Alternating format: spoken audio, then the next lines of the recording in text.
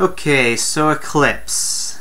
Surprisingly, if it wasn't for the acting of Stewart, Patterson, and Taylor, I, honest to my autism, could have given it a 60 in a sense, because this one is the one where it seems like it could have been good, or they really actually tried to make it good in any way, shape, or form. And I mean, I consider Eclipse itself to be the best in the franchise in the sense that it worked better in terms of the whole finale about Victoria and with the whole conflict between Jacob and Edward. And just all around was just a nicer story. And in a way, the film could have been good, debatably. I mean, the very beginning, it seemed like it was. It almost seemed like it was a professional movie, or at least an actual movie worthy of Hollywood. Because I felt that the very beginning, when that one guy turns into a vampire, it actually worked in terms of actually making it feel suspenseful with the music and the shaky camera and just the guy's acting. Well, most of it, in a generalized sense, anyway. That actually made it feel professional. Actually felt like this was an actual movie, not a complete abomination like Twilight in general. And the film had some very nice aspects, even aside from that. It had some comedy that was actually fairly well delivered, mostly when it came to Charlie. Charlie, he was in a sense the star of the show, because he's just a very fun character, and this was finally his moment to shine in a very comedic sense, and he pulled it off fairly well. And the best part about the action of the movie is that it was actual action. I mean, seriously, when it comes to the first movie, you just see James and Edward smashing each other with walls like they're flying Terminators or something like that. In the second movie, Laurent fights the werewolves for like 10 seconds and then leaves. And even when he was fighting, it was mostly just in slow-mo, which is pretty dumb and is another mistake they didn't really learn from when it came to the first film. And when you have Edward fighting that Volturi guy, it seemed more like effects from Jumper than something that would actually feel like it's something that's based off of the Twilight books. But here it feels like it's actual action. There's hardly any slow-mo. We actually see vampires actually get killed. But here, there's actual action. There's not much slow-mo that they use so much that they did in the first two movies. We actually see vampires get killed. And you can tell what is happening the entire time, even without slow-mo. It's pretty enjoyable compared to what we had to put up with for the first two films as far as action goes. But the acting, yes, it's still stone-faced for everybody. Edward, it seems like 50% of the time Patterson is actually trying to be Edward, while 85% of the time he's just being half asleep. Bella is practically being Sofia Coppola as far as I care. And Lautner, yeah, pretty hard stone face all around. It was just terrible acting.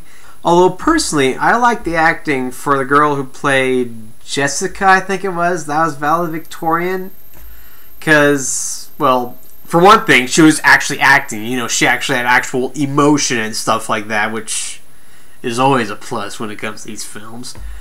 And I enjoyed her speech. It brought a very good point, and it was delivered very well, and really, as far as giving us good, positive moments in the film that's not action or anything like that, I think she and the guy that played Charlie were pretty much the stars of the show in reality. So in terms of comedy, action, and some decent acting from the supporting actors and stuff like that, this was a much more bearable movie and, frankly, a guilty pleasure for me. So I gave that a 50% out of 100. And finally, there's Breaking Down Part 1. This was the film where I started to notice one really, really sad flaw when it comes to the whole franchise. Besides, of course, Kristen Stewart and Robert Pattinson and everything. And this one really sad thing is the music. They didn't really try to make a score for the entire franchise of Twilight. It seems like they kind of did with Edward's piano piece that they introduced halfway through the first movie, but they don't.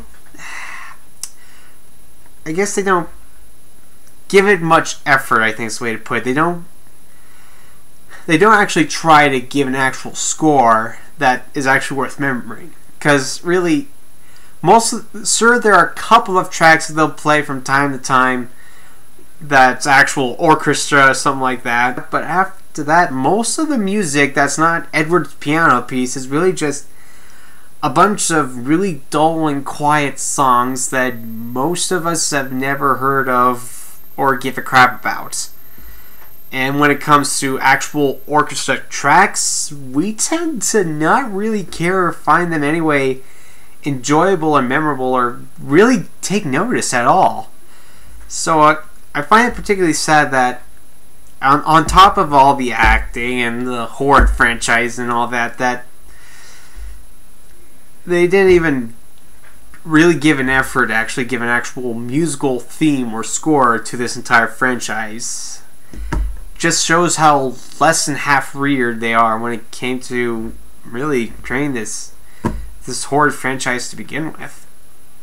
That aside, we still have the downs that we're all familiar with. The acting is terrible, the story is goofy, if not downright stupid, and it's just badly done.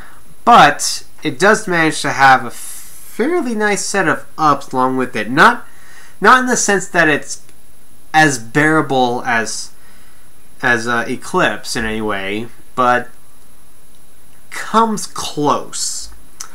I think the main thing is that this movie doesn't get any way good until after Bella gets pregnant. Because once Bella gets pregnant, that's where we actually have things interesting. Mostly when it comes to stuff like what they did digitally for Kristen Stewart and how they actually make her look like she's practically a skeleton facially.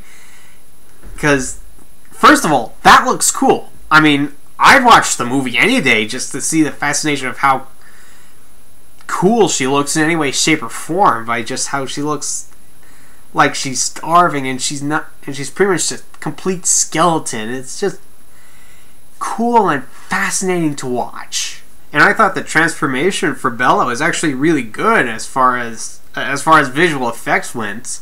It was actually fairly impressive, and I thought they actually did a good job of that. Although, I have to admit, the way that they ended it with her opening her eyes and then fade to black, total knockoff from the end of Avatar. You can see it. You know that was gonna happen like 20 seconds before it actually happened during the very end of the movie. So that was just plain stupid. And there's actually a bunch of other stupid stuff that I'd like to point out. Another thing I thought was really stupid during the end of the movie was how Carlisle told Edward to listen to Bella's heart to know if she's going to make it, if she's going to turn to a vampire, and if that she's all around alive. If you read the books, you'll know that that's probably one of the stupidest things you could do as far as actually making a fail in terms of bringing the world of Twilight to light as best you can through film. Because if you read the books, you know that when it comes to vampires, their hearts are frozen solid. So if you're a vampire, your heart's never going to beat again.